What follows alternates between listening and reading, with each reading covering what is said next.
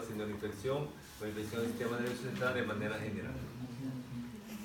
Tenemos aquí la encefalitis, que por lo general se ven como áreas hipodensas con efecto de masa, ¿ya? Porque tienen edema. Pero tanto la encefalitis como meningitis, el diagnóstico es clínico por laboratorio, ¿no? O de pronto se hace una resonancia, ¿no? También tenemos los accesos. Recuerden que los accesos son imágenes o lesiones redondeadas que contienen líquido, son hipodensos líquidos, cuyas paredes son gruesas, que en el momento que se le inyecta medio de contraste al paciente van a realzar, y la literatura me indica que realzan en forma de anillo, es decir, redondeado. Entonces eso corresponde a un acceso. Tengo una tomografía, tengo una tomografía del cerebro simple, donde se observa una imagen hipodensa localizada en el lóbulo frontoparietal del lado izquierdo, ¿no? Que provoca efecto de masa porque semicolapsa el ventrículo lateral adyacente y desplaza la línea interhemisférica hacia el lado contrario. Esa es la simple. Si nosotros le ponemos medio de contraste, vemos que en la zona central se va a realzar una imagen redondeada cuyas paredes realzan en forma de anillo, ¿no? Va a aparecer una imagen redondeada u ovalada cuyas paredes realzan en forma de anillo, ¿no? Entonces, como impresión óptica tenemos un acceso. Entonces, esto hipodenso acá, ¿qué sería? Esto, el edema perilesional. ¿Por qué? Porque el acceso está en el parénquima, ¿ya? Entonces sería el edema perilesional, porque está lesionando el parénquima encefálico, las células del cerebro, ¿no? Ahí está la descripción, ¿no? Simple y con medio de contraste. ¿Preguntas ahí? ¿Qué preguntas tienen ahí? Una sola pregunta. O sea, para diferenciarlo de una isquemia aguda, Ya. se necesita un medio de contraste. También, contrastarlo. Ya. ¿Qué pregunta ya vamos allá? ¿Qué pregunta me pueden hacer aquí? Ya. Doctor, si me toca esta imagen en el repaso de elaboración que le pongo, ¿cuál es el diagnóstico solo de esta imagen? Infarto agudo. ¿Ya? Es un infarto agudo. ¿Ya? Pero si yo le meto medio de contraste, es un acceso. Y esto que se pensaba que era un infarto agudo corresponde ¿qué? Al edema perilesional del acceso. Ahora, ¿quién sabe qué tiene este paciente? Si tiene un infarto o si tiene un acceso. Lo saben ustedes, los clínicos. Porque ustedes tienen el paciente al lado. La sintomatología del infarto es muy diferente a la sintomatología del acceso. Entonces ustedes, si tienen una sintomatología de infarto, me ayudan ustedes, porque yo no recuerdo, pues, ustedes son los clínicos. Creo que tienen hemiparesia, por ahí, ¿sí? Entonces les solicitan una tomografía de cerebro simple, y ustedes ven eso, lo que vimos anteriormente, ¿no?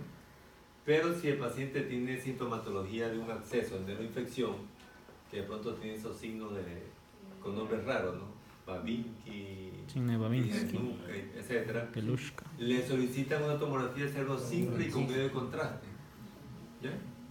Entonces vendría a ser un acceso. Pero si les toca esta imagen, ¿qué diagnóstico tienen? Infarto. No pueden poner acceso, porque no están viendo el realce en anillo, ¿ya? Pero ¿quién lo sabe? Lo sabe el clínico, ustedes, ¿no? Porque ya tienen el paciente al lado, ¿ya?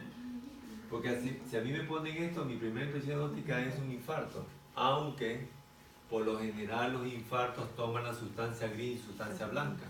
En este caso, aquí solo está tomada la sustancia blanca y la sustancia gris se respeta, ¿sí? Pero también hay excepciones. Recuerden cuando empezamos el infarto, nos afecta sustancia gris y sustancia blanca, pero también puede afectar solo sustancia blanca, ¿ya? Entonces la clínica es lo que prima aquí, ¿no? La parte clínica. Entonces esto aquí corresponde a un acceso cerebral, ¿no? ¿Ya? Con la misma descripción. Acá tengo otra tomografía de cerebro simple. Si la flecha no estuviese ahí, yo la pasaba como una tomografía normal.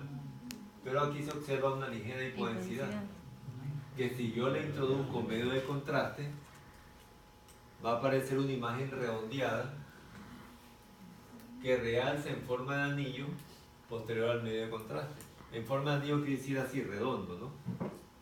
Ya, el realce se da en las paredes porque las paredes del acceso son vascularizadas y son gruesas, ¿no?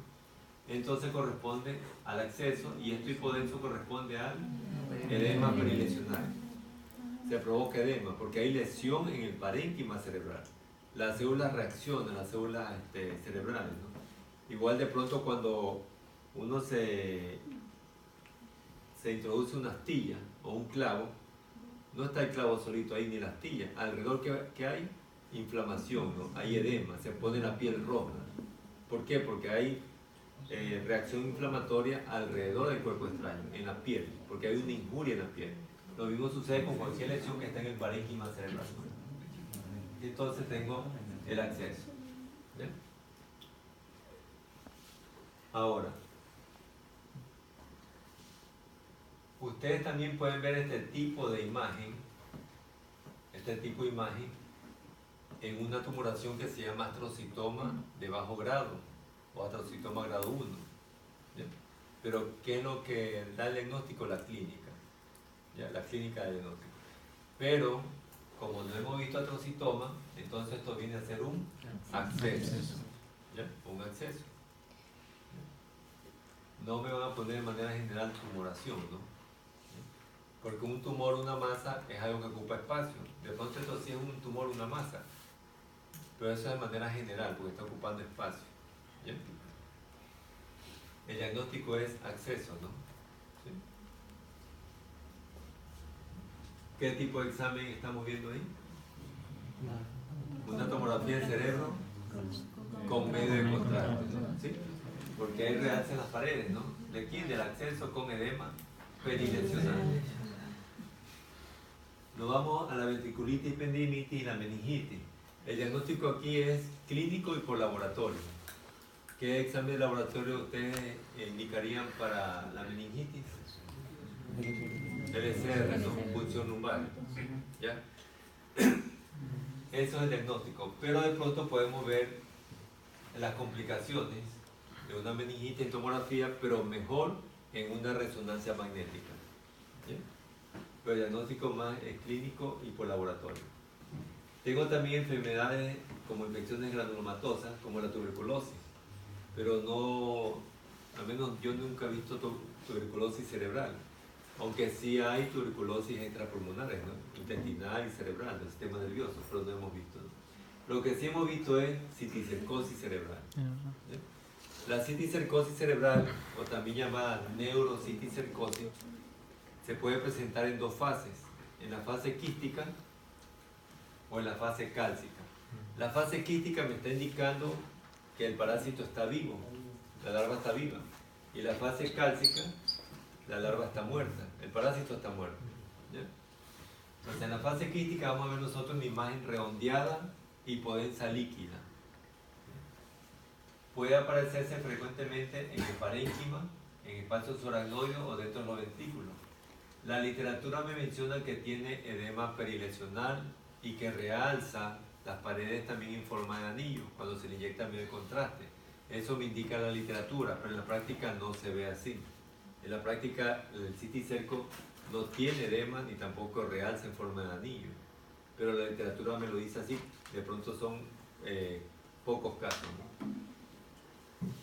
Existen dos signos en la citicercosis cerebral, el signo del foco y el signo de granizo.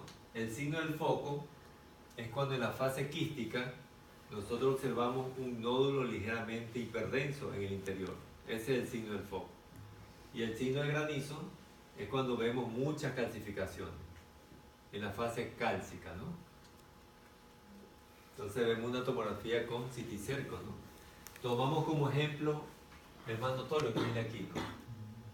Se observa una imagen redondeada, hipodensa, líquida, en cuyo interior encontramos una imagen nodular ligeramente hiperdensa.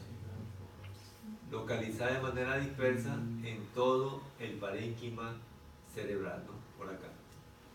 La impresión diagnóstica es neurociticercosis o citicercosis cerebral. ¿Qué signo hay? Signo del foco. ¿Ya? Signo del foco. Fase quística, ¿no? Lo mismo acá, ¿no? Con la misma descripción anterior, ¿no? Acá tengo otro, acá. Pero también podemos ver imágenes cálcicas, ¿no? Pero lo que le interesa al clínico, al neurólogo, es la fase quística. La cálcica no, porque ya no hay nada que hacer, porque ya están los parásitos muertos. Es la fase quística, el parásito está vivo. Eso es lo que le interesa al neurólogo. ¿Ya? Con la misma impresión diagnóstica y la misma descripción. ¿Qué es esto? Plexo coroideo, ¿no? Calcificación de los plexos coroides. ¿Qué es esto? Calcificación fisiológica de la glándula pineal. ¿Ya? De los 7 estudiantes, primer estudiante, impresión diagnóstica, citicercosis cerebral. Segundo estudiante, ¿qué es esto? Plexo coroideo, calcificación. El tercer estudiante, calcificación de la glándula pineal. Recuerden que son calcificaciones fisiológicas. Y lo acá son calcificaciones del citicerco, ¿no? De la neurociticercosis, ¿no? ¿Sí? Para poder diferenciarlo, ¿no? ¿Ya? Otros citicercos de mayor tamaño, ¿ya? De mayor tamaño, ¿no? ¿A qué se me parece? Al acceso. ¿Pero por qué no es el acceso? Porque no hay edema. Por esto. Por esto, ¿no? Por el signo del foco, ¿no? ¿Sí? Aparte que el acceso realza las paredes con el medio de contraste y tiene más edema, y tiene edema perivisional. Aquí no se ve edema perivisional, a pesar del tamaño, ¿no? ¿Sí? Entonces se diferencia por el signo del foco, ¿no? Del acceso, ¿no? ¿Sí? Sí estamos. Aparte que en la estadística, por lo general el acceso es único y el citicerco es múltiple.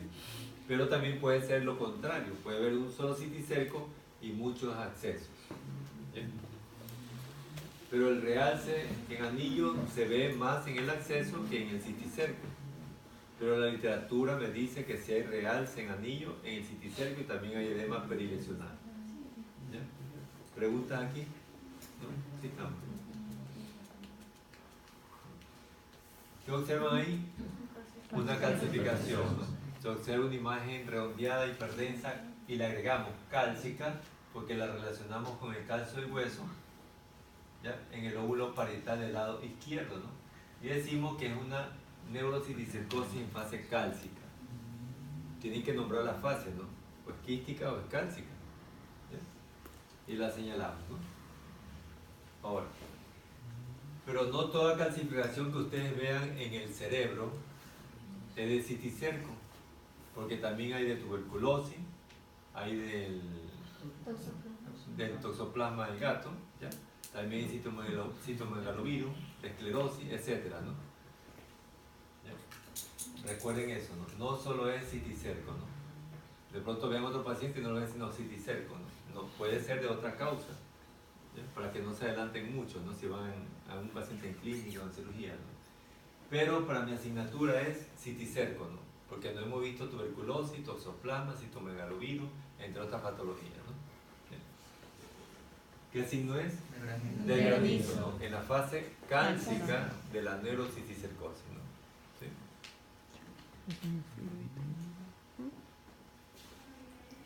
Un hematoma sudural también se puede infectar y se va a llamar empiema sudural, pero más que todo es por clínica, ¿no? Paciente que tuvo una caída, un accidente, etcétera, tuvo un hematoma, pero hubo una apertura, una fractura abierta, expuesta, contaminada, se le infectó, ¿no? Entonces, tomográficamente, me dice la literatura que va a haber un realce periférico con el medio de contraste, ¿no? Aparte también que hay aire, ¿no? Y el líquido se lo va a ver más denso, más espeso, más pixelado, más grumoso, ya que corresponde a la pus, ¿no? O al pus. Vamos a recordar los espacios subaracnoides, ¿no? Los espacios subaracnoides tienen LSR, se ven negros, hipodensos líquidos, y están en la cisura del cilio, Vean las cisuras del círculo que son totalmente simétricos y tienen un espesor muy fino. ¿Ya? De ambos lados, ¿no? También tengo los surcos cerebrales, son estas líneas periféricas a nivel cortical, ¿ya? Como las de acá, ¿no? Surcos cerebrales. Entonces ese es el espacio subaracnoideo, ¿no? A nivel cortical. ¿Cuál es la patología cuando no vemos ese tipo de espacio subaracnoideo? Lo acá, ¿no? Aquí se observa que el espacio subaracnoideo está ensanchado. Hay ensanchamiento del espacio subaracnoideo de la corteza, ¿no? Cortical. Entonces, cuando se ensancha el espacio, se llena más de líquido, se va a acentuar los surcos. Es decir, que se va a notar más los surcos. ¿Ya? Los surcos cerebrales. ¿Ya? Como en el caso acá también. Entonces, estos son hallazgos tomográficos de una atrofia cerebral cortical. ¿Ya? Este es el IDE, ¿no? La impresión diagnóstica. Signos tomográficos de atrofia cerebral cortical. El IDE, por imagen, no puede ser atrofia cerebral cortical, porque de pronto usted le dicen a un familiar, de pronto, tío, tú tienes atrofia cerebral. ¿Qué piensa su familiar? Que ya el cerebro está totalmente, que ya no sirve, ¿no? Pero son signos tomográficos de atrofia cerebral cortical. En realidad, la atrofia me indica que el cerebro se está disminuyendo de volumen. Por eso el espacio subaracnoideo comienza a aumentar. Ejemplo, ¿no? ¿Por qué es una atrofia, no? Cuando uno se compra una camisa, se lo compra más o menos al cuerpo, ¿no? Pero comienza a trotar, ¿ya? Suda, adelgaza, y ya la camisa le queda floja. No es porque la camisa se ha ensanchado, sino que porque el cuerpo se ha reducido de volumen. Lo mismo sucede aquí con el cerebro, ¿no? El parénquima está pegado normalmente a la tabla ósea interna, ¿no? Está ahí. Pero cuando el cerebro comienza a reducirse de volumen, se va separando de la tabla ósea. Es decir, que se está atrofiando el cerebro. Y entonces el espacio subaracnoideo aprovecha, ¿ya? Y se ensancha. Entonces son signos tomográficos de atrofia cerebral cortical, ¿no? Esta es la descripción, ¿no? Acá observamos no los surcos cerebrales, sino las cisuras que también están ensanchadas, ¿no? Las cisuras, ¿no? Aunque este tenía otro diagnóstico, ¿no? Pero aquí es para demostrar que las cisuras también están ensanchadas, porque el paciente, como es añoso, entonces también tiene signos tomográficos de atrofia cerebral cortical, ¿no? Ahora, aquí en esta tomografía tenemos ensanchamiento de los espacios subaracnoideos corticales con acentuación de los surcos y le agregamos, ¿no? Cisuras cerebrales. En cambio acá solo decía surcos cerebrales, pero no quiere decir que las cisuras tampoco están normales. Lo que pasa es que aquí en este corte solo estoy viendo surcos, por eso solo menciono surcos, ¿ya? Pero acá menciono con acentuación de los surcos y las cisuras cerebrales porque estamos viendo, se está acentuando, o sea, se ve, está más notorio, ¿no? Porque el espacio subaracnoideo está ensanchado. Entonces son signos tomográficos de atrofia cerebral cortical. ¿Ya? Ahora, ¿qué diferencia hay entre este paciente y el paciente de acá? Este paciente y el paciente de acá. Los ventrículos. Los ventrículos laterales, correcto. Siempre confíen en lo que ustedes están viendo, ¿no? ¿Ya? Y la única manera de poder confiar en ustedes mismos es hablando, ¿no? Ahí dicen, no, si estaba muy bien o de pronto tengo que corregir algo, ¿ya? Los ventrículos están dilatados, ¿no? Acá no están normales. Entonces, la descripción es la misma, sino que se aumenta algo más. En esta tomografía del cerebro se observa ensanchamiento de los espacios subaracnoideos corticales con acentuación de los surcos, las cisuras cerebrales y dilatación de los ventrículos laterales. Entonces, la impresión diagnóstica se le agrega algo más. ¿Ya? Signo tomográfico de atrofia cerebral córtico subcortical. Quiere decir que el cerebro se está reduciendo tanto de afuera hacia adentro como de adentro hacia afuera. Ejemplo, cortical, la atrofia solo es cortical, de afuera hacia adentro. El parénquima, pónganse en lugar ustedes el parénquima, se está reduciendo de afuera hacia adentro.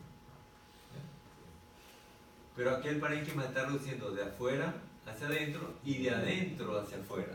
¿Ya? Entonces, córtico, subcortical, la atrofia, la reducción del volumen del parénquima cerebral.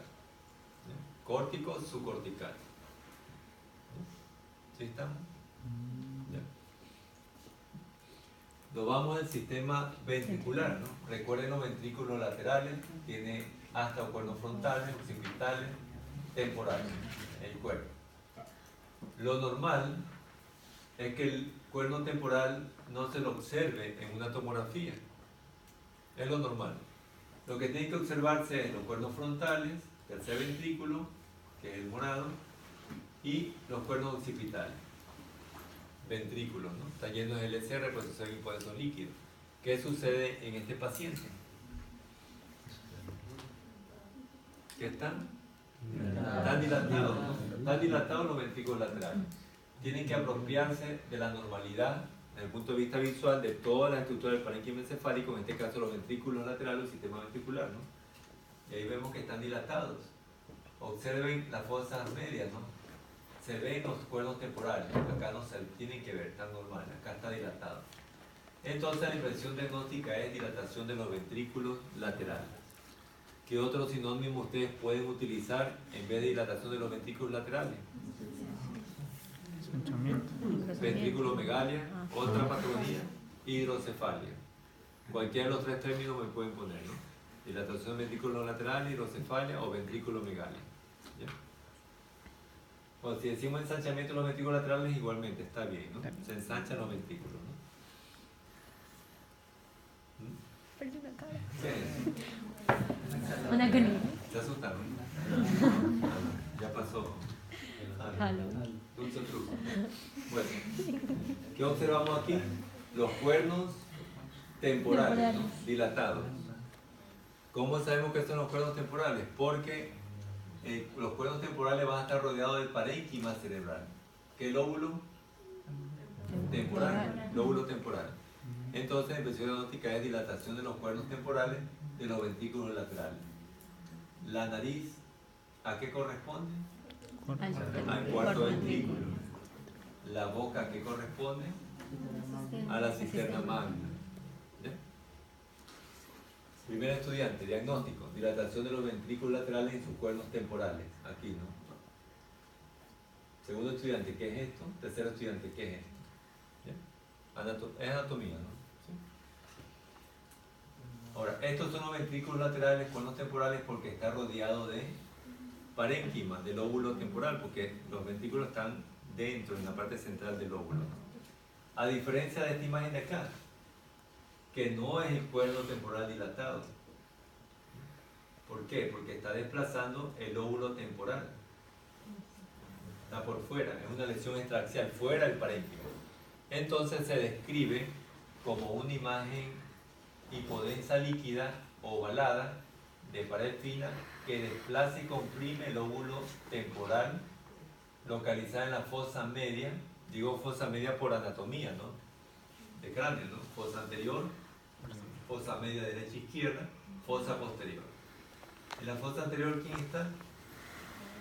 Lóbulo frontal. En la fosa media está el lóbulo temporal. En la fosa posterior, ¿quién está? Occipital. Cerebelo, ¿no? Anatomía de primer año, ¿no? Fosas de base de cráneo, ¿no? Ahora, si yo describo, si nosotros describimos como una imagen hipodensa líquida ovalada de paredes finas, ¿a qué corresponde esa descripción? Imagen ovalada hipodensa líquida de paredes finas, eso es un quiste. Un quiste. Ahora, un quiste que se encuentra por fuera del parénquima se va a originar de una de las tres meninges. Recuerden las meninges, de afuera hacia adentro. Duramadre, aracnoides y piamadre. Se origina del aracnoide. Entonces un quiste aracnoideo en la fosa media del lado izquierdo. Porque también van a ver ustedes casos en la fosa media derecha, en la fosa posterior, etc. ¿no? Quiste aracnoideo, ¿no? ¿Sí? En fosa media del lado izquierdo. Podemos diferenciarlo ahí, ¿no?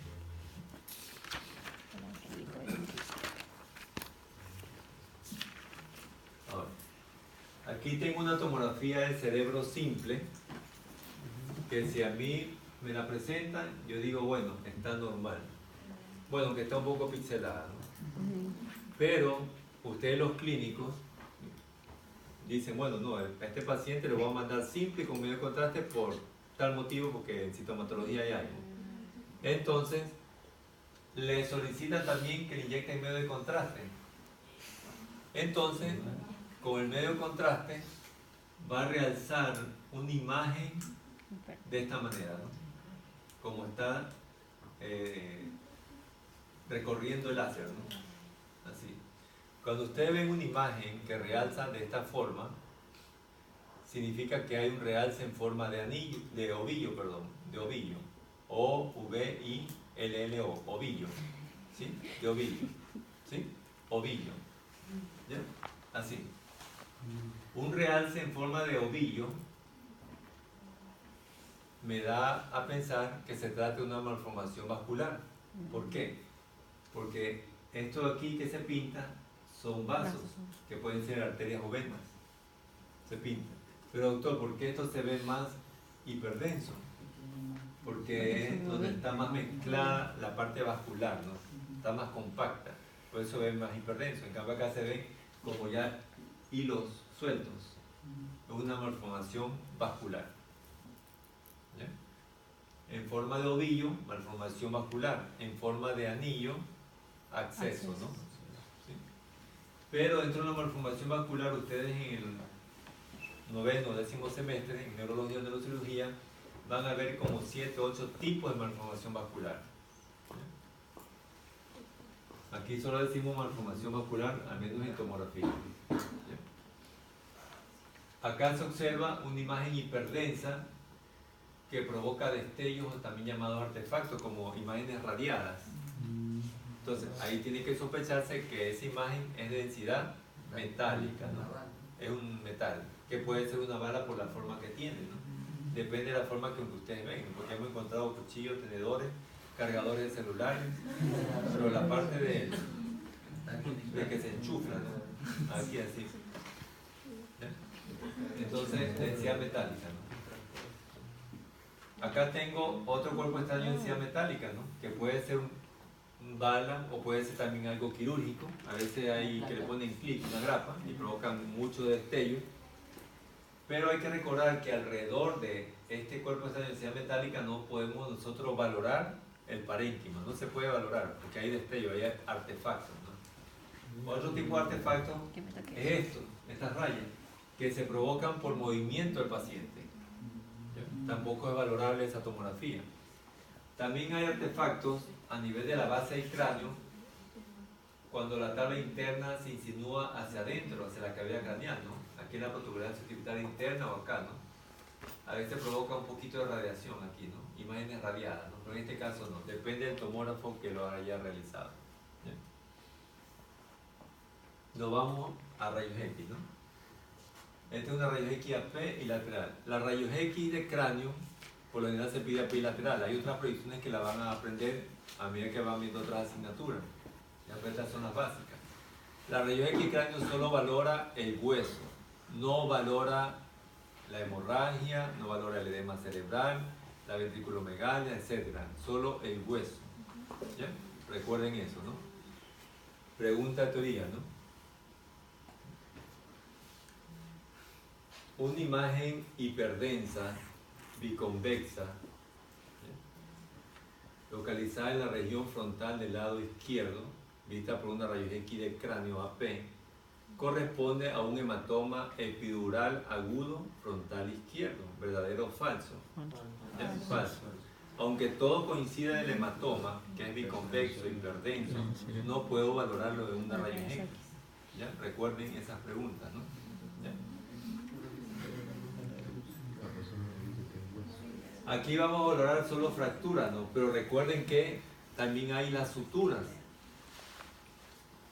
Tienen que recordar dónde están localizadas las suturas. Las suturas son estructuras en forma de zigzag que están fusionadas, unidas o pueden estar un poquito separadas.